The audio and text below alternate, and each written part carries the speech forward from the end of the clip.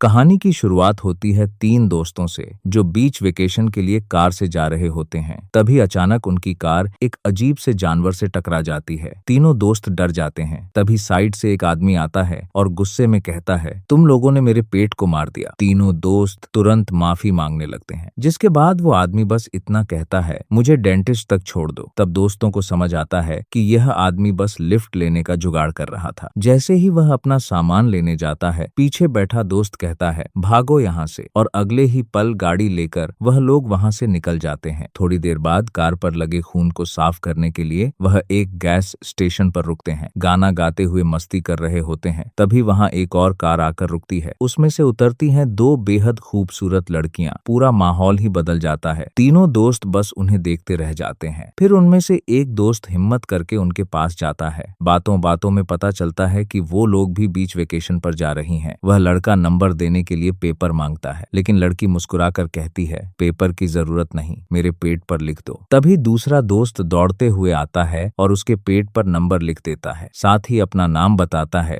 Anderson. लड़की हंसते हुए कहती है कि वह बाद में कॉल करेगी। फिर वह दोनों लड़कियां वहां से बीच के लिए निकल जाती हैं। अब एक्साइटमेंट अपने पीक पर होती है। तीनों दोस्त तुरंत अपनी कार लेकर निकल पड़ते हैं। बस एक ही गोल, जल्दी से उन लड़कियों से फिर से मिलना। पर कुछ ही दूर जाने के बाद वह लोग रास्ता भटक जाते हैं और सीधे पहुंच जाते हैं प्लेजेंट वैली नाम के एक अजीब से गांव में। तीनों अभी हालात समझ ही रहे होते हैं कि अचानक उनके आसपास लोगों की भारी भीड़ इकट्ठा हो जाती है। 200 से ज्यादा लोग सब एकदम अचानक उनके सामने आ जाते हैं। ऐसा लगता है जैसे कोई स्थानीय त्योहार चल रहा हो। तभी वहां आता है एक आंख वाला मेयर जैसा आदमी। वो एंडरसन को बताता है कि ये गांव 200 साल पुराना है और यहाँ अभी हैप्पी फेस्टिवल चल रहा है। जैसे ही उसे पता चलता है कि यह लोग बाहर से आए हैं, वो उन्हें इनवाइट करता है, रुको हमारे साथ, फेस्टिवल एंजॉय करो। साइड में खड़े दो दोस्त कुछ अजीब सा महसूस करते हैं, लेकिन तभी वही कार पहुंचती है जिसमें वह दो लड़कियां होती हैं जो गैस स्टेशन पर मिली थीं। पता चलता है वह भी रास्ता भटक गई हैं। थोड़ी देर बाद एक और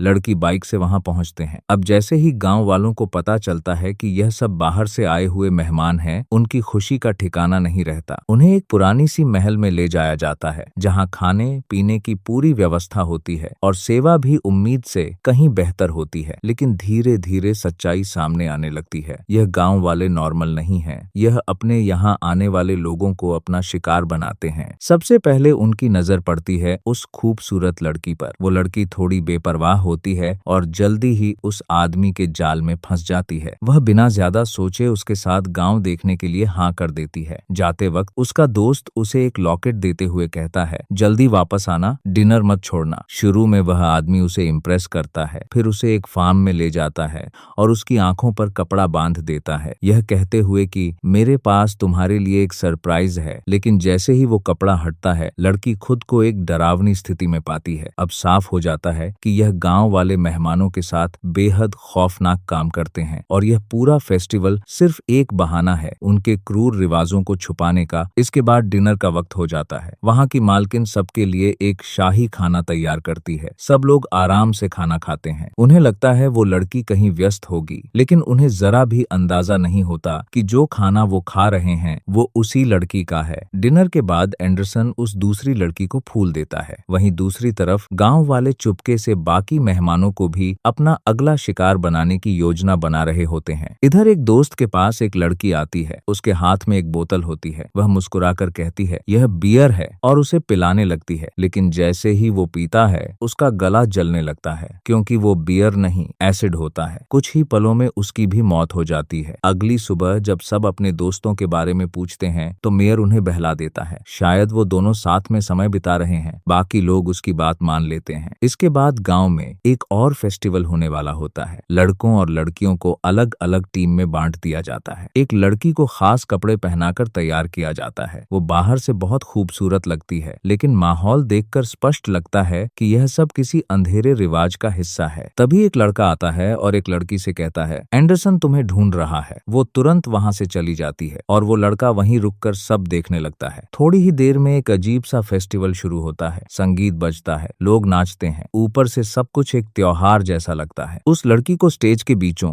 बीच खड़ा कर दिया जाता है, जैसे वो इस पूरे आयोजन का केंद्र हो। उसे लगता है शायद यह कोई साधारण आयोजन है, लेकिन भीड़ का व्यवहार कुछ और ही वही कहानी कह रहा होता है और तभी सच्चाई सामने आने लगती है। यह कोई त्योहार नहीं बल्कि एक खौफनाक रिवाज है जहाँ विजिटर लोग ही शिकार बनते हैं। यह सब देखकर वो लड़का घबरा जाता है और वहां से भागने की कोशिश करता है, लेकिन अजनबी जगह होने की वजह से वह ज्यादा दूर नहीं जा पाता और गांव वाले उसे पकड़ लेते हैं। उसे वापस खींच कर ले जाया जाता है और इस बार भीड़ पहले से भी ज्यादा उग्र हो चुकी होती है। साफ दिख रहा होता है यह लोग इस सबको एक जश्न की तरह मना रहे हैं। कुछ ही पलों में दो लड़कियां मिलकर उसे भी मार डालती हैं। अब तक कई लोग गायब हो चुके होते हैं और बाकी बचे दोस्तों को अब शक होने लगता है। एक लड़का साफ कहता है, मुफ्त में इतनी अच्छी मेहमान नवाजी, कुछ तो गड़बड़ है। दूसरी लड़की कहती है, मुझे तो लग रहा है हमारे दोस्तों के साथ कुछ बुरा हो चुका है। तभी एक प्लान बनाया जाता है। सब अलग अलग जाकर अपने गायब दोस्तों को ढूंढेंगे, लेकिन ऊपर से सब नॉर्मल बिहेव करेंगे ताकि किसी को शक ना हो, और जैसे ही सब मिल जाएंगे तुरंत यहाँ से निकल जाएंगे। लेकिन प्लान शुरू होने से पहले ही लीक हो जाता है। अचानक गांव के सारे लोग उनके आसपास आ जाते हैं। उनका लीडर गुस्से में आगे बढ़ता है और चेतावनी देता है, फेस्टिवल के बीच कोई कहीं नहीं जाएगा। अपनी बात का डर दिखाने के लिए वो एक खौफनाक उदाहरण भी पेश करता है जिसे देखकर सब और डर जाते हैं। तभी एंडरसन समझदारी दिखाता है। वो तुरंत कहता है, हम तो बस मजाक कर रहे थे, फेस्टिवल खत्म होने तक कहीं नहीं जाएंगे। इससे माहौल थोड़ा शांत होता है और उन्हें कुछ समय के लिए छोड़ दिया जाता है। लेकिन अब सब कुछ साफ हो चुका होता है। यह गांव वाले दोस्ताना नहीं बल्कि बेहद खतरनाक हैं। जो कल तक मुस्कुराकर स्वागत कर रहे थे, आज उनकी नजरों में कुछ और ही इरादा छुपा है। अब ग्रुप का फैसला पक्का है, चाहे कुछ भी हो जाए उन्हें अपने गायब दोस्तों को ढूंढना है और यहाँ से जिंदा निकलना है। सब लोग अलग अलग दिशाओं में निकल पड़ते हैं। सबसे पहले फोकस आता है एक लड़के पर जो अपनी गर्लफ्रेंड को लेकर बहुत ज्यादा परेशान होता है। थोड़ी दूर जाने के बाद उसे एक छोटी सी लड़की दिखाई देती है, चेहरा मासूम सा, लेकिन वो जो कर रही होती है वो बेहद डरावना होता है। यह देखकर उसके मन में अजीब सी बेचैनी पैदा होती है। वो आगे बढ़ता है, तभी उसे महसूस होता है कि दो बूढ़े लोग उसका पीछा कर रहे हैं। दोनों अजीब तरीके से गुनगुना रहे होते हैं और वो बूढ़े इशारों में उसकी गर्लफ्रेंड की तरफ बताते हैं। यह देखकर वो तुरंत उनकी दिशा में भागता है और उसे रोकने की कोशिश करता है, लेकिन वो लड़की आगे बढ़ती ही जाती है। जैसे ही वह उसके पास पहुंचता है, अचानक पूरा माहौल बदल जाता है और वह एक जाल में फंस जाता है। उसे पकड़ लिया जाता है और अब साफ हो जाता है कि यह सब पहले से ही रचा हुआ था। गांव वाले उसे एक खास जगह पर ले जाते हैं और वहीं भयानक सच्चाई सामने आती है। यह जगह एक खतरनाक मशीन की तरह इस्तेमाल होती है, जहां यह लोग अपने फेस्टिवल के नाम पर लोगों के साथ बेहद क्रूर प्रयोग करते हैं। दूसरी तरफ एक लड़की एक पुराने गोदाम तक पहुंच जाती है। अंदर का माहौल बेहद डरावना होता है। वहां उसे शीशे की बोतलों में लोगों के बॉडी पार्ट्स स्टोर किए हुए दिखते हैं, जो यह साबित करते हैं कि यहाँ कुछ बहुत गलत हो रहा है। एक लड़का उसे पकड़कर अपने साथ ले जाता है। उधर एंडरसन का ध्यान किचन की तरफ जाता है। वो कुछ अजीब चीजें नोटिस करता है। अंदर जाने पर उसे खून के निशान दिखते हैं। वो बंद दरवाजे खोलने की कोशिश करता है। तभी उसका ध्यान एक ट्रे की तरफ जाता है जहाँ से धीरे धीरे खून टपक रहा होता है। जब वो ट्रे पर से ढक्कन हटाता है तो देखता है स्ट्रॉबेरी पिघल रही हैं। लेकिन तभी उसके पीछे का दरवाजा बिना आवाज के खुल जाता है और वहां से दो लोग उसके पास आते हैं। वो पूछते हैं, तुम यहाँ क्या कर रहे हो? जिस पर एंडरसन खुद को संभालते हुए कहता है, मैं अपनी कार ढूंढ रहा हूँ, बोन फायर इवेंट के लिए कपड़े लेने हैं। वे लोग उसे बताते हैं, गाड़ियां बार के पास खड़ी हैं। एंडरसन तुरंत वहां पहुंचता है। उसे अपनी कार दिखती है, लेकिन वह उसे छोड़कर आगे बढ़ जाता है, जहां उसे एक बाइक मिलती है, पर उसकी चाबी गायब होती है। तभी सामने एक अजीब सा लड़का आता है जिसके हाथ में चाबी होती है। एंडरसन कोशिश करता है उसे बातों में फंसाकर चाबी लेने की, लेकिन हालात उल्टे पड़ जाते हैं। पीछे से दो लड़कियां आ जाती हैं और सामने खड़ा लड़का अचानक उस पर हमला कर देता है, जिससे एंडरसन वहीं बेहोश हो जाता है। जब एंडरसन होश में आता है तो खुद को बंधा हुआ पाता है। उसके सामने ही उसकी दोस्त भी बंधी बनी होती है और तभी शुरू होता है असली खौफ। गांव का आखिरी फेस्टिवल, लेकिन ये कोई जश्न नहीं बल्कि एक डरावना रिवाज है जहां सच्चाई सामने आती है। जो लोग गायब हो रहे थे उन्हें मारकर खाने में बदल दिया गया था। गांव का लीडर एंडरसन को एक ऑफर देता है, अगर हमारे साथ शामिल होना है तो अपने दोस्त को मारकर साबित करो। मजबूरी में एंडरसन हाँ कह देता है। एक बूढ़ी औरत उसे चॉपर थमा देती है और वो धीरे धीरे अपनी दोस्त की तरफ बढ़ता है। चारों तरफ से आवाजें गूंजती हैं, मार दो मार दो। लेकिन अचानक एंडरसन चॉपर सीधे लीडर पर फेंक देता है। लीडर झुक जाता है और पीछे खड़ा एक आदमी सीधे मारा जाता है। अब भीड़ और भी गुस्सा हो जाती है। एंडरसन समझ जाता जाता है। अब बस एक ही रास्ता है, भागना। वह तुरंत अपनी दोस्त का हाथ पकड़ता है और निकलने की कोशिश करता है, लेकिन गांव वाले उन्हें घेर लेते हैं। लीडर गुस्से में अपनी तलवार निकालता है। मैंने तुम्हें मौका दिया था, अब सिर्फ एक ही रास्ता है, आमने सामने की लड़ाई। दोनों के बीच भयंकर लड़ाई शुरू हो जाती है। शुरुआत में लीडर भारी पड़ता है और एंडरसन को मारने ही वाला होता है। तभी एंडरसन उसका आंख ढकने वाला कवर हटा देता है